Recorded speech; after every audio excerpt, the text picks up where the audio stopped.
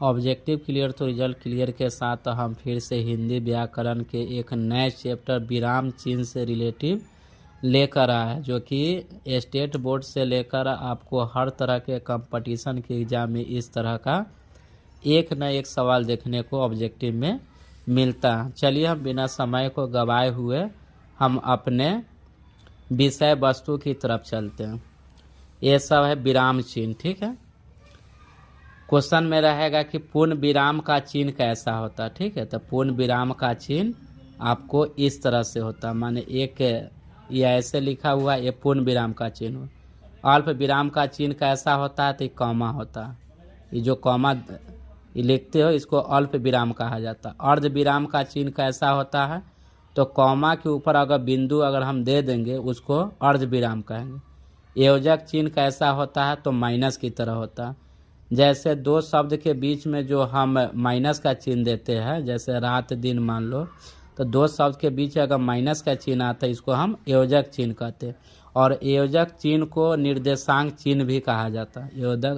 योजक चिन्ह को निर्देशांक चिन्ह भी कहा जाता है। प्रश्नवाचक का चिन्ह कैसा होता है, तो इस तरह से होता है, ठीक है। प्रश्नवाचक का चिन्ह है। विस्मयादिबोधक का चिन्ह कैसा होता है, तो पूर्ण विराम का जो चिन्ह होता है उसी तरह से होता है, लेकिन नीचे की तरफ यहाँ पर बिंदु पड़ जाता, माने एक लकीर खींच के नीचे की तरफ अगर बिंदु दे दीजिएगा तो इसको हम कहेंगे विस्मयादिबोधक चिन्ह।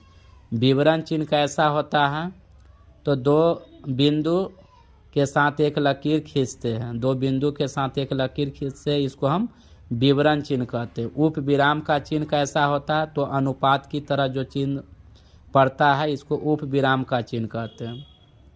उद्धरण का चिन्ह कैसा होता है, तो कॉमा, माने इधर से कॉमा हो या इधर से कॉमा, सिंगल कॉमा हो या डबल कॉमा हो, उसको उद्धरण चिन्ह कहते हैं, ठीक है। ये है किसी शब्द को हाईलाइटेड बनाने के लिए इसका प्रयोग किया जाता है, ठीक है। लाघव चिन्ह कैसा होता है, तो नीचे के तरफ अनुस्वार होना चाहिए। मान लीजिए कि अगर ड है तो नीचे की तरफ इसको अनुस्वार देते हैं तो इसको लाघव चिन्ह कहते हैं। लोप चिन्ह किसको कहते हैं, तो ये आपका जो डैश डैश हम दे रहा है इसे, या प्लस प्लस हो या डैश डैश हो, इसको लोप चिन्ह का। तुल्यता सूचक का चिन्ह कैसा होता है, तो बराबर का जो चिन्ह हम देते हैं ये चिन्ह को कहा जाता है तुल्यता सूचक का चिन्ह। त्रुटि चिन्ह कैसा होता है, तो उल्टा भी की तरह होता है, ऐसे इसको त्रुटि चिन्ह कहा जाता है। और योजक चिन्ह को ही निर्देशांक चिन्ह कहा जाता है। ये आपको स्टेट बोर्ड से लेकर कंपटीशन में एक न एक सवाल देखने को मिलेगा।